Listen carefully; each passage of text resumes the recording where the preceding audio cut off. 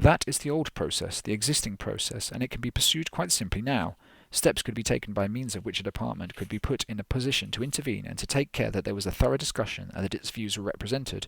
But a system which puts a public department in a position to take charge of the question with which it deems itself administratively concerned, to organise the argument of it, to provide payment according to its views for some of the argument, to obtain a decision and then to promulgate or to retain it to regulate its relations with His Majesty's subjects, is unheard of. I believe such a system is very unhealthy, and for my part I regret that it, or anything like it, is found in this bill. I want to say 2 or 3 words more with regard to the position of His Majesty's judges in this matter.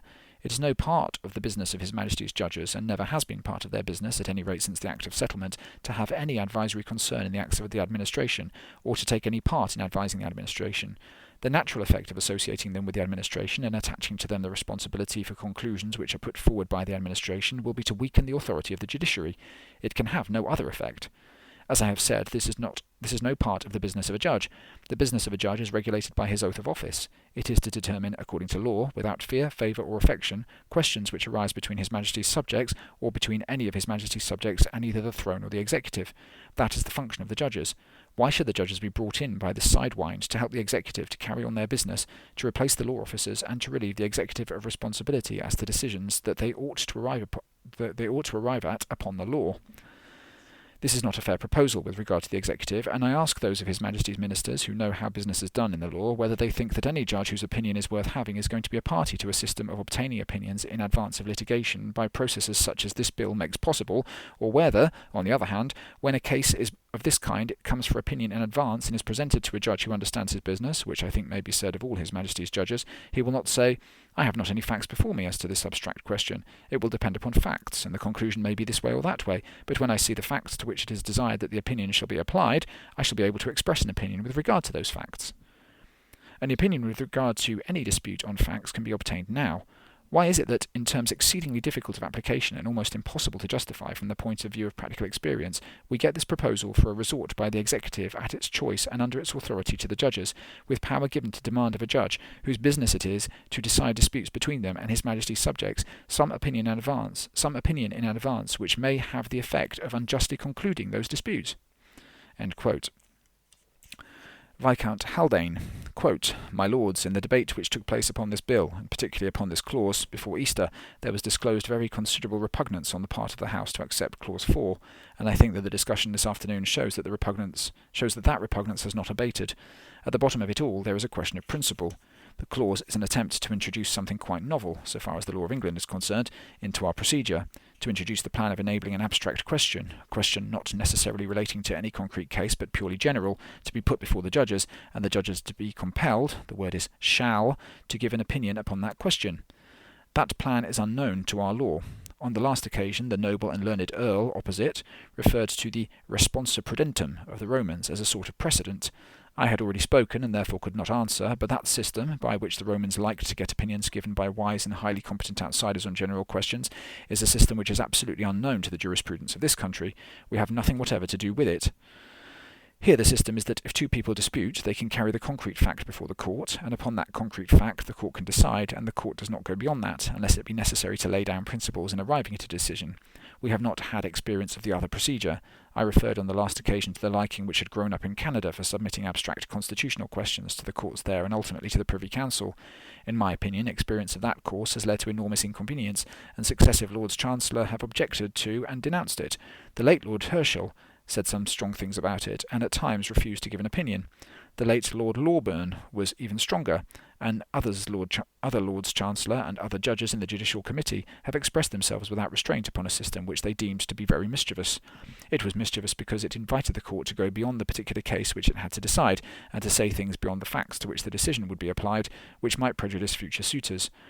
That is what is proposed to be done here. The minister, if he thinks fit, is to ask the court to give an opinion upon what may be a purely abstract question, and then, when the court has given its opinion, which it has got to do, because the word used is shall, obviously that opinion is to be used as an authoritative guide to the court on the next occasion. I can only say, judging from the experience which I myself have had, that such a procedure is very embarrassing to future litigants. It involves them in a great deal of confusion, and leaves them without certainty whether the law laid down in perfectly general terms will or will not deprive them of rights which they think they possess. I think this clause is an objectionable one. I think it is an objectionable one also as drawing the judges into the region of administration, and I cannot but feel that the government would be well advised not to press the clause, to which it is obvious that in this House there is a great deal of repugnance felt, and which I am sure will be regarded with a great deal of repugnance by experienced lawyers outside." Lord Atkin: quote, "This power is taken from the Department to assist in a rapid, easy and cheap determination of points which they think it is necessary should be determined. I am not satisfied that if this duty is confided to the Judiciary that they will perform it willingly, and on the other hand, there are practical difficulties.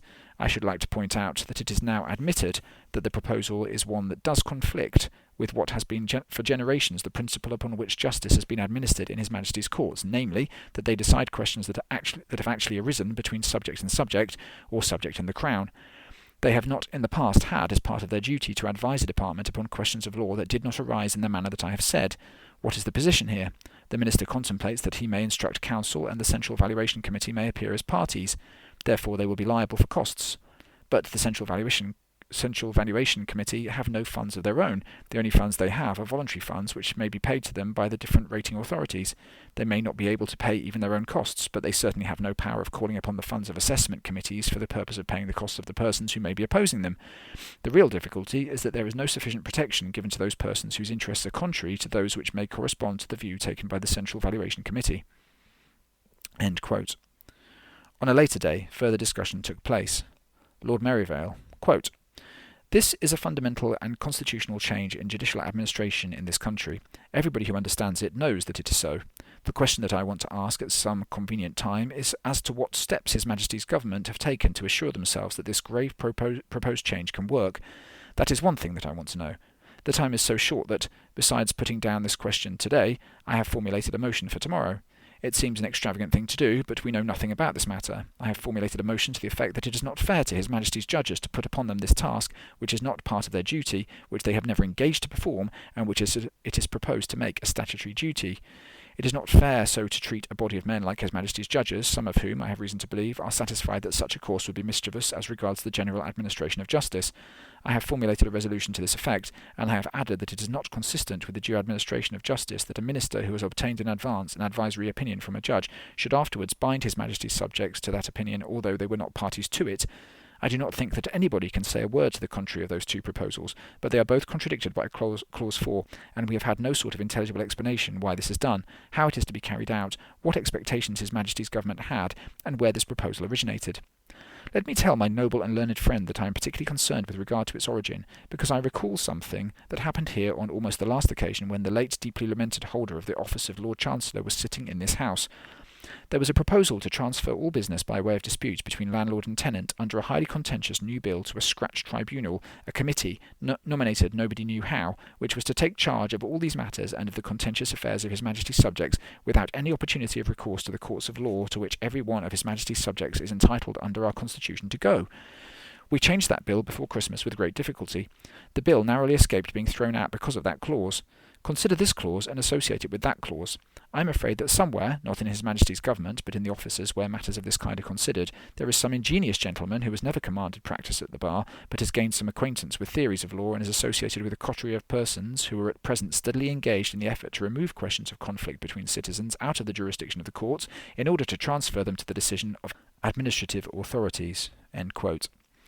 Lord Carson: "My Lords, I am sorry to say that, through circumstances which I could not control, I was unable to be present here when the committee stage of this bill came before your Lordships. I did my best on the second reading to proclaim the reasons of my opposition to this very grave and unparalleled system which it is sought to set up, of trying to rope in the judiciary to the help of the executive in their administrative capacity. Anything more dangerous or more unfair to the subject I cannot conceive. I cannot imagine anything worse than for us to lay down that such a procedure should be taken as one which may be applied to many other matters. Just fancy applying it to the Finance Acts, to those complicated measures which raise all the taxes of the country. A case might be submitted to the judges as to whether under a particular clause certain persons should be taxed, and then, if they were advised that that is not the proper construction, they would be told, 'Oh, you were not there. We have got judgment. That is what the courts say.' Anything more mischievous I cannot imagine." End quote.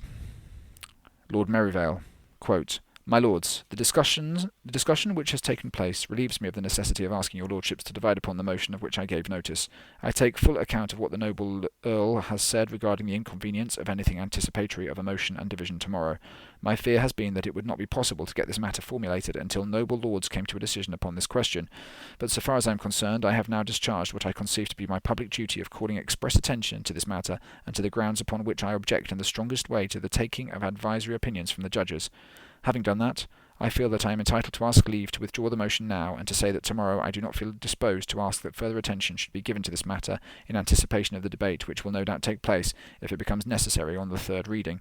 But I would say that I hope His Majesty's Government, and I include my noble and learned friend on the woolsack, will in the meantime regard this not as a matter which has cropped up in a department, and about which they are at issue with some who are their usual opponents, and some who are their usual supporters, but as a matter which is really a grave question of principle, and that, applying their minds to it, they will see whether it is worth while to depart from ancient practice, and introduce a novel principle which many of us think would be fraught with danger." End quote. On further consideration, the Government decided to drop the clause.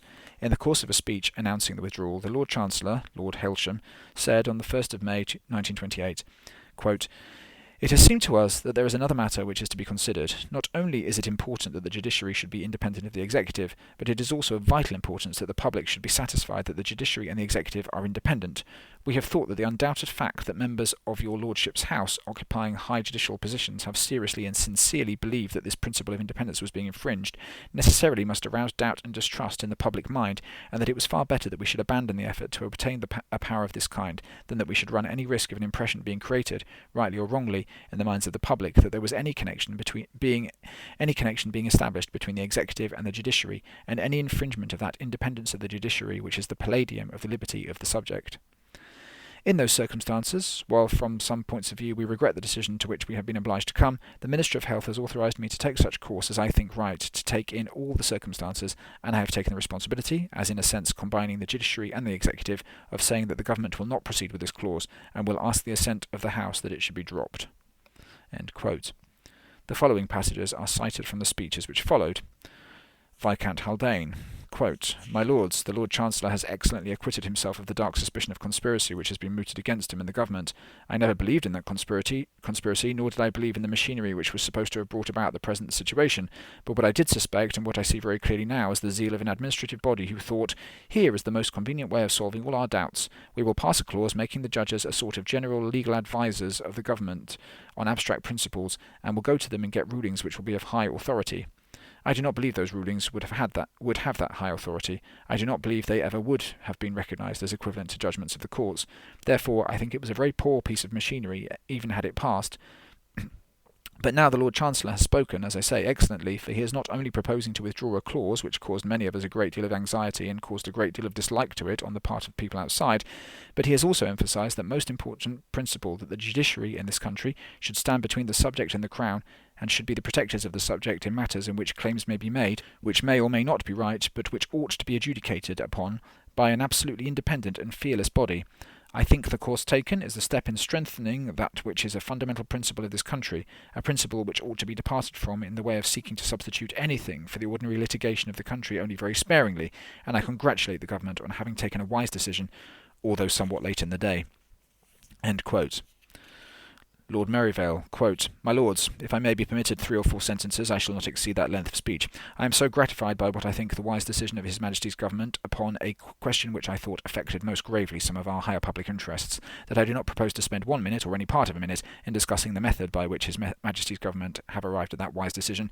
I cannot help thinking if my noble and learned friend on the woolsack had been in a position to address his mind to the argument relating to this matter on the several occasions upon which the objections which he now appreciates were impressed upon the Government without any effect, the House would have been spared the discussions, somewhat disagreeable to some of those who felt bound to take part in them, which the House had to listen to upon the second reading and in the committee stage."